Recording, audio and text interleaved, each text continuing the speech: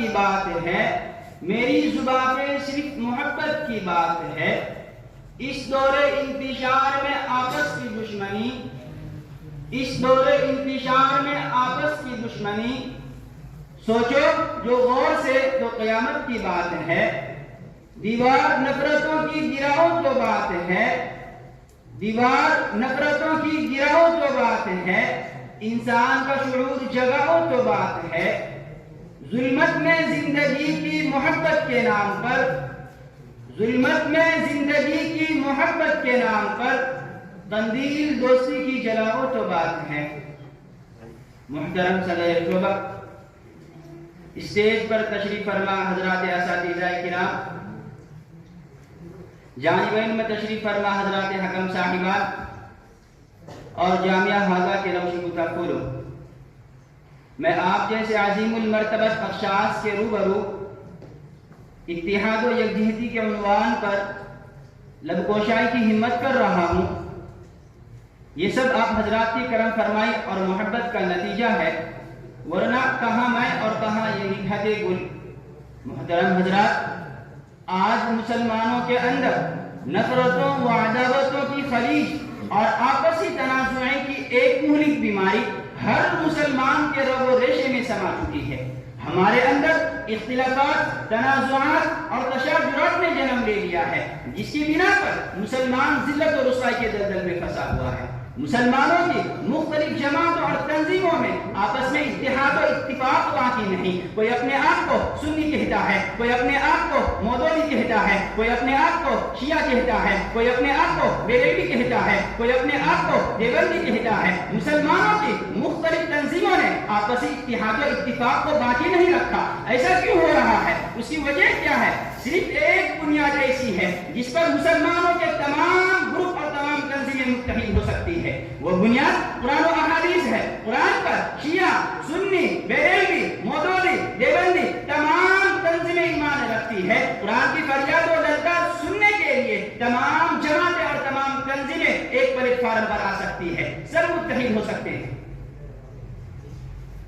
برادران ملت، نفرتوں و عداوتوں کی خلیج کو دور کیا جا سکتا ہے، عداوت و تشاجرات کی دیوار کو منہدم کیا جا سکتا ہے۔ شرط یہ ہے کہ ہم قرآن کی للکار سننے والے ہو، ہم مسلمان ہیں، قرآن پر ہمارا ایمان ہے، احکام پر بھی ایمان ہے، رہبر ہمارا قرآن ہے، ہادی رسول کا فرمان ہے جس پر سب کچھ قربان ہے۔ تو آئیے قرآن کا فرمان سنیے، رسول کا فرمان سنیے اور اپنی زندگی سے نفرتوں اور تنازعاتوں کی دیوار کو گرا ڈالیں۔ قرآن کہتا ہے ان ھذہ امتکم امۃ واحدہ وانا ربکم فاتقون۔ قرآن جب ہمیں ایک کہہ رہا ہے، رسول کا فرمان یہ بتا رہا ہے ہم ایک جسم کے مانند ہے، تو پھر ہمارے اندر اختلافات نے کیوں جنم لے لیا؟ ہمارے اندر تنازعات و عداوت پیدا کیوں ہوئی؟ ہم الگ الگ اور منفرد کیوں ہے؟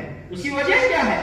یاد رکھیں، جس قوم و ملت نے انتشار و اختلافات و تنازعات کو اختیار کیا، اس قوم نے کبھی بھی کامیابی و کامرانی کا چہرہ نہیں دیکھا اور ذلت و رسوائی کے گہرے اور اندھیرے کنویں میں گر گئے۔ اور جس قوم و ملت نے اجتماعیت و وحدت اور یکجہتی کو اختیار کیا، وہ ہمیشہ فلاح و کامرانی کے اونچے اونچے پہاڑوں پر نظر آئے۔ شریعت اسلامی نے اتحاد و اتفاق کو پسند کیا، اختلافات و تنازعات کو دور رکھنا پسند کرتی ہے۔ اسلام آپسی محبت و اخوت کو چاہتا ہے، لیکن آج مسلمانوں نے شریعت اسلامی کو فضول بحث و تکرار اور آپسی ضد سے کچھ کا کچھ بنا دیا۔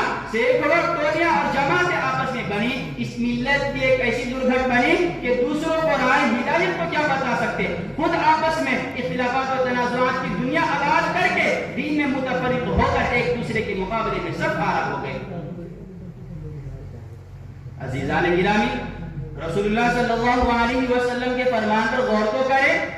محسن انسانیت صلی اللہ علیہ وسلم نے ارشاد فرمایا المؤمن للمؤمن کالبنیان یشد بعضہ بعضا۔ ایک مومن دوسرے مومن کے لیے ایسا ہے جیسا کہ ستون کو ایک دوسرے سے باندھا گیا ہو۔ حدیث کے اندر غور تو کریں، چاروں طرف وحدت، محبت و اخوت بھی نظر آئے گی، لیکن آج وہ ایمان والا جو فرمان رسول پر عمل کرنے کا دعویٰ کرتا ہے آپسی اختلافات میں پڑا ہوا ہے۔ ایک مسلمان دوسرے مسلمان کو تکلیف و ایذا پہنچانے میں گریز بھی نہیں کرتا، حالانکہ محسن انسانیت صلی اللہ علیہ وسلم نے ارشاد فرمایا المسلمون کجسد واحد، مسلمان ایک جسم کے مانند ہے. مسلمان کو ایسا ہونا چاہیے تھا کہ ایک مسلمان کو تکلیف پہنچے تو دوسرا مسلمان تکلیف کو محسوس کرے, ایک مسلمان کو چوٹ لگ جائے تو دوسرا یہ کہتے ہوئے اخوت کا حق ادا کرے کہ چوٹ لگے تجھ کو تو درد مجھے ہوتا ہے. رب کائنات کے فرمان پر غور کرو, ارشاد فرماتا ہے انما المؤمنون اخوہ فاصلحوا بین اخویکم. قرآن ہم سب مسلمانوں کو بھائی کہتا ہے. ایک حدیث میں آتا ہے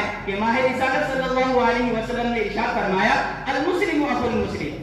فرمان رسول سے بھی اخوت ثابت ہے, تو پھر کیوں ہم قرآن کے خلاف قدم اٹھاتے ہیں؟ کیوں رسول اللہ صلی اللہ علیہ وسلم کے فرمان کے خلاف قدم اٹھاتے ہیں؟ آپسی اختلافات اور تنازعات میں کیوں پھنسے ہوئے ہیں؟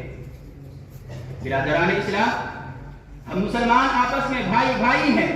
ہم شیعہ بعد میں ہیں, سب سے پہلے مسلمان. ہم سنی بعد میں ہیں, سب سے پہلے مسلمان. ہم مودودی بعد میں ہیں, سب سے پہلے مسلمان. ہم بریلوی بعد میں ہیں, سب سے پہلے مسلمان. ہم دیوبندی بعد میں ہیں, سب سے پہلے مسلمان. ہم سب قرآن و حدیث کی آواز پر لبیک کہتے ہیں, اس پر ایمان رکھتے ہیں. تو آئیے ہم اختلافات و انتشار کو ہم سے دور کر دیں, ہم تنازعات و عداوت کو ہم سے دور کر دیں, ہم آپسی تفریقہ بازی و مناظرہ بازی کو ہم سے دور کر دیں, اور فرمان قرآن اور فرمان رسول کے پلیٹ فارم پر متحد ہو جائیں.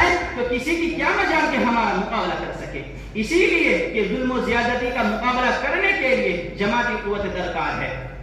ہمیں آپسی کوٹ اور آپسی حسد و کینہ و بغض کو دور کرنا چاہیے. اللہ تعالیٰ سے دعا ہے کہ ہمیں قرآن و حدیث کو دستور عمل بنانے کی توفیق دے اور اتحاد و اتفاق و وحدت جیسی نعمتوں سے نوازے, اور اختلافات و انتشار جیسی منحوس لعنت سے ہم سب کی حفاظت فرمائے.